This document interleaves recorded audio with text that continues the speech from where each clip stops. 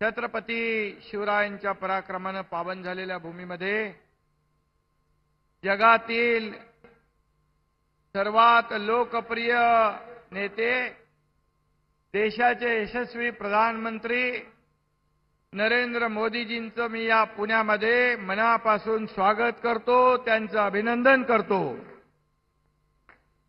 आणि मोदीजींना पुन्हा प्रधानमंत्री करण्यासाठी या देशातील 140 कोटी जनता आतुर आहे। तीच गॅरंटी या समोर अथांग पसरलेल्या जनसागराने आज दिलेली आहे।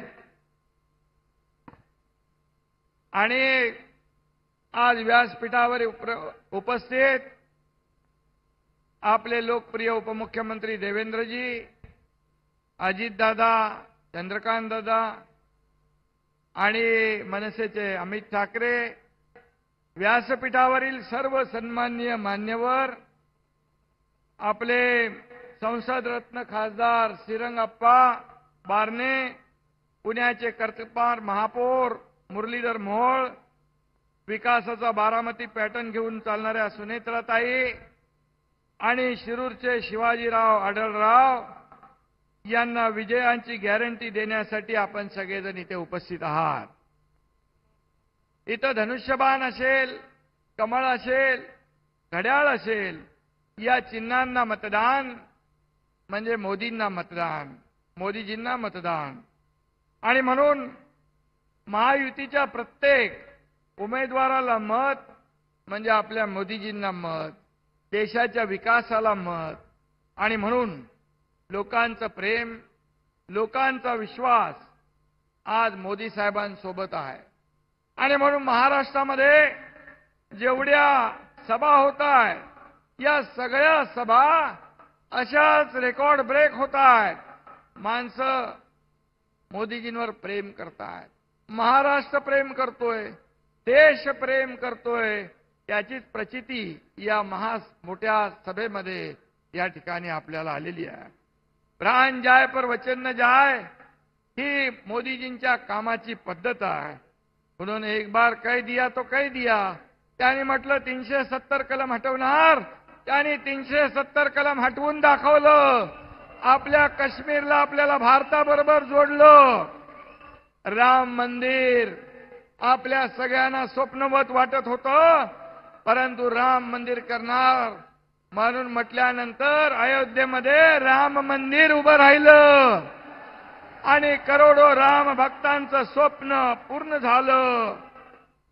आणि जो कहते हैं वो करते हैं, उनको मोदी कहते हैं, बरोबर ना?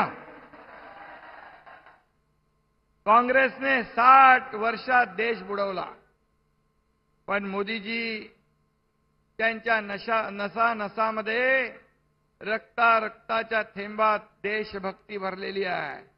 जेव्हा मोदीजी द्वारकेला पाण्याखाली गेले, तेव्हाही त्यांनी भगवान श्रीकृष्णाकडे देशहिताचीच प्रार्थना केली। हा फरक आहे, देश बुडवणारे कुठे आणि देशहिताची प्रार्थना करणारे कुठे। आणि म्हणून राष्ट्रभक्ती आणि देशभक्ती मगाशी मी म्हणालो त्याप्रमाणे नसानसात भिनली आहे। त्यामुळे राष्ट्राला महासत्ता करण्याचं वचन देखील ते पूर्ण करून दाखवतील। खरं म्हणजे ही लढाई महायुती विरुद्ध महाआघाडी अशी नाहीये। ही लढाई जगभरात देशाचा सन्मान वाढवणारे आपले नरेंद्र मोदीजी विरुद्ध देशाची बदनामी करत फिरणाऱ्या राहुल गांधींची आहे। आणि त्यामुळे स्वप्नात जरी विचारलं कोणी या देशाचा प्रधानमंत्री कोण पाहिजे, तर स्वप्नात पण काय म्हणाल?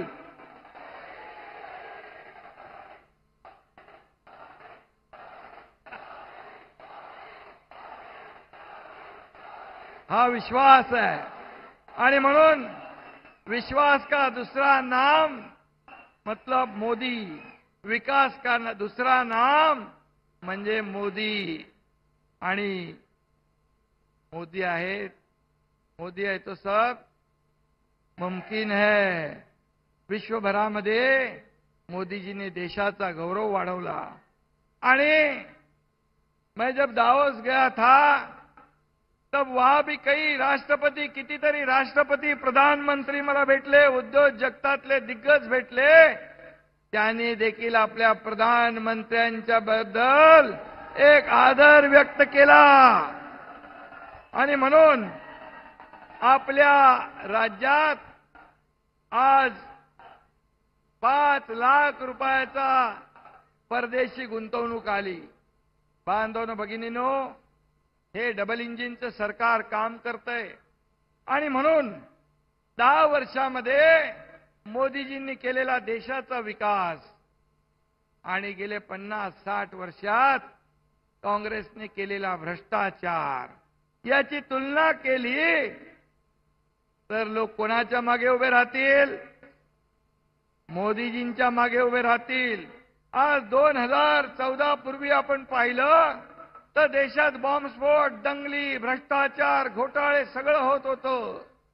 परंतु 2014 नंतर एकही बॉम्बस्फोट नाही आणि एकही भ्रष्टाचाराचा डाग मोदीजींना लावू दिला नाही. आणि म्हणून मी आपल्याला एवढंच सांगतो की हे तो ट्रेलर है, पिक्चर अभी बाकी है. आणि म्हणून ये चुनाव राष्ट्र की अस्मिता है, देश के विकास का चुनाव है, देश के प्रगति का चुनाव है. आणि गॅरंटी या देशात फक्त मोदीजींची चालते, बाकी सगळ्यांच्या गॅरंटी फेल झालेल्या आहेत. आणि म्हणून मी आपल्याला एवढंच सांगेन की मोदीजींजवळ विकास आहे, विजन आहे. विपक्षाकडे काय फक्त भ्रष्टाचार है. मोदी जी के पास राष्ट्र नीति है, विपक्ष के पास भ्रष्टाचार की नीति है. मोदी जी का विजन विकसित राष्ट्र है, जबकि देश को बांटना विपक्षियों का मिशन है. ये फर्क है. आणि म्हणून एक तरफ देश को लूटने वाले घरबेदी है तो दूसरी तरफ देश को महासत्ता बनाने वाले नरेंद्र मोदी है. आणि म्हणून मोदी जी कहते सबका साथ सबका विश्वास. आणि म्हणून मी एकच सांगतो, मी जास्त वेळ घेणार नाही, मोदीजींना आपल्याला ऐकायचं आहे. आणि म्हणून या येत्या 7 तारीख आहे ना दादा,